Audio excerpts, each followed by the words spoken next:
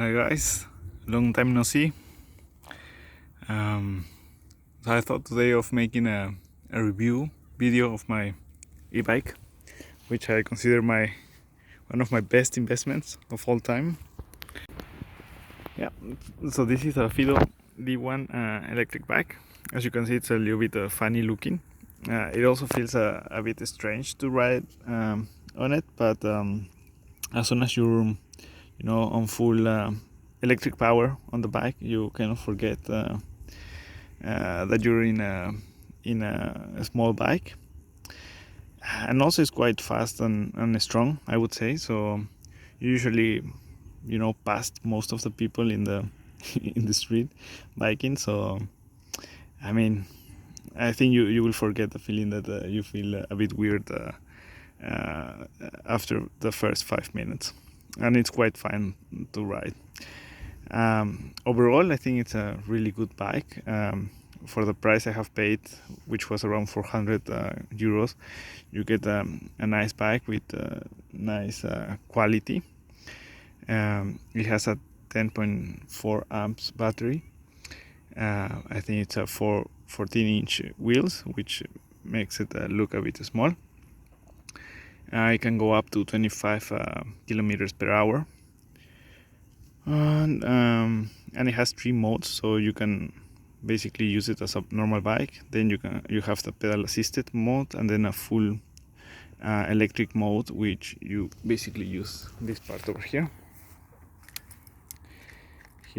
like a motorcycle, and then you don't have to pedal at all, which I have been using a lot. Yeah, I think it's quite durable. So I have had it for 2 years now, and I made some rough calculations. So uh, I think it has on average around 20,000 kilometers. So I think it looks quite okay for that usage. The battery, I feel it's losing power, but that's normal. I mean, I didn't expect it to last for so long, and it's already 2 years, and it is taking me from home to work, which is around 20 kilometers each way with one charge. So for me, it still does the job. If you're using it in the city for small distances, then it should last for more than 2 years. Yeah, having said that, I mean, I think it has an overall very good performance if you just need it for commuting. I have tried it in off-road, like in this park over here, and in some different parks and dirt roads as well. It works fine, but of course it's not made for that. I would say it's mainly made for commuting within the city.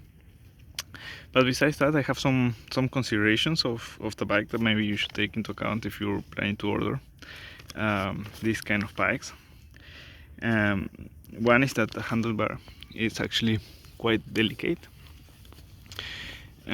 especially this part. It has in this joint part where it folds, it has two metal pieces that basically are like hooks that I think, I mean, as I said, if you're commuting in the city, you shouldn't fall that often, but they can be a bit delicate. So I have had 2 crashes, I think, and a couple of falls, and I think because of those reasons these metal pieces broke. So actually the handlebar is broken. It cannot stay like this. So I have used these plastic strips, the ones that you use for the luggage and for electric cables, to actually like hold it together. And I have put tape just because the plastic pieces are very sharp. So I would say that it's a consideration that you should have. It's quite steady. I mean, it feels hard, you know, but this metal joint actually is a bit delicate. I think they have changed the handlebar for new models, so maybe they're a bit tougher and they can withstand faults and so on. The other thing that you should take into consideration is that there is a plastic plug here where is the charging piece. You usually remove it when you want to charge it. That one breaks very easily, so I had to put kind of this tape that I usually take out and put again to charge it. And this is something I don't like, is that the charging port is right under here. So when it's raining, you get a lot of water in this area, and then you have to be very careful here because you can basically short the battery, and then I don't think you will explode or get electrocuted, but of course you will damage the battery and maybe it won't work later on. So this part has to be very protected. And maybe this is something different from other e-bikes that I have seen that are a bit more expensive, is that you cannot remove the battery easily, so you will need to unscrew it to remove the battery, and usually you should just leave it here and charge it in the bike. Also, whenever you're charging the battery, always make sure that this part is dry, so try to remove all the water from this area so you don't get any possibility of short circuiting or shorting the battery. Then what else? Yes, this is another aspect that it's yeah, you should also take into consideration, is that because this is such a small bike, you have the chain very close to the ground, so it will get very dirty very often, and then the dirt and all the stuff can go into the Freewheel, and sometimes it gets blocked, so even though you pedal, you won't be able to move the wheel.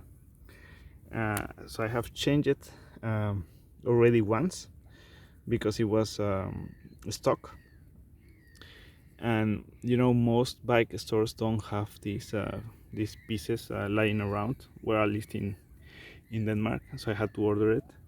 I will put all the links of the stuff that I have ordered for the bike in the description.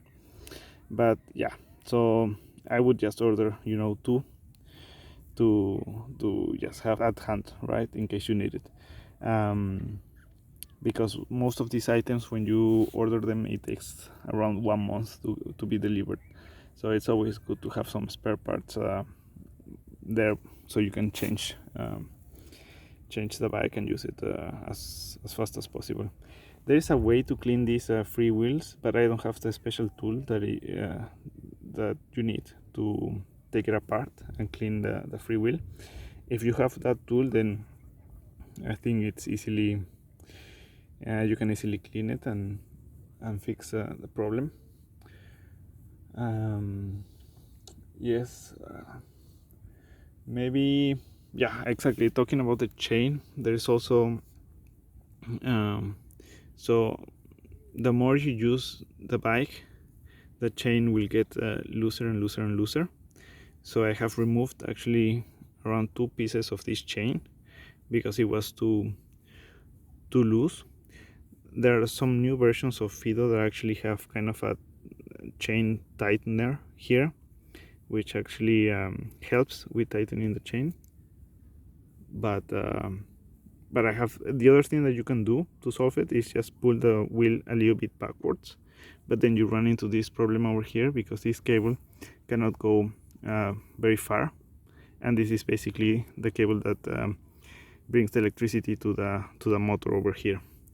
So there will be a point where these two will just not be able to connect. Something else that I have ordered and it's very important that you take into consideration are the brakes. I have disassembled this rear brake because in one of my crashes the disc got bent, so it kept hitting the brakes. If you guys know an easy way to fix this or or make them straight. Again, let me know. I've seen you. Maybe it's not that easy. I haven't looked too much about it, but I have also ordered brakes for this part. They are magnetic, so I actually spent a lot of time trying to figure out how to take the brakes out, but they are just magnetic, so you just loosen it and then just pull them apart. I will also put the link in the description. And something that you have to do is actually, I don't know if you can see it from here. There we go. There. So actually, sometimes when you feel that the bike is not braking anymore, an easy way to fix it is just to tighten the brake. So with these screws you can actually pull the brakes a little bit closer, so that way it will feel like a new brake. What you need to know is that brakes usually you know, with the frictions, with the friction they become thinner and thinner and thinner and thinner. So that's why at some point you feel like there's no brake, because you will need to push much more the brakes to make them be in contact with the brake disc. So if you just tightened this part over here, then you will bring the brakes together, and then you will not need to press so much the brake to be able to stop the bike. I think the last thing I should mention is that the tires. So I think after 1 year of riding the bike, actually my back tire got really thin, and so I ordered them from, I think you can see it here, Kenda. I will also put the link into the description. I really like this tire because it's very smooth. But the second time I ordered the same tire, they gave me a tire like this, which is a bit rougher. So if you're riding in the city, this slows you a bit down comparison with the other one, which is smooth. And this has been, you know, it has become a little bit more smooth because I have used it for around 1 year already. But in the beginning it was very like with this texture over here. Yes, I do get some flat tires from time to time. Something very important is that you should always try to follow the appropriate pressure for the tire. So usually you have the pressure on the side, you will have the recommended pressure. So always try to aim for that pressure, because if you have too little, then this part of the wheel will kind of press the tire, and little by little it will scratch the inner tube, and at some point it will just burst. So always make sure you have the correct pressure on your tires, and yeah, and something else that you should always be aware of is that you know, from time to time just look through the tire and just take out any rocks that have gotten like into the tire or are stuck, because the more you ride with these stones or glass pieces in your tire, the more they get into the tire, and at some point, because you are using the bike, they will come closer and closer and closer to the inner tube. So always watch out for that.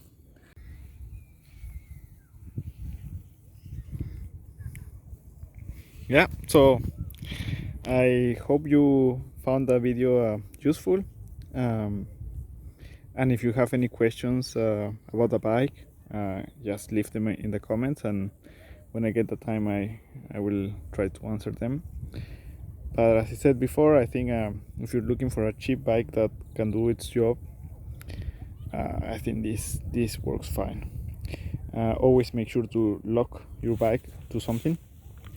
I use this one over here with the frame because they, people really like to steal electric bikes. So yeah, hope you enjoyed the video, and just let me know if you have any questions. Bye bye.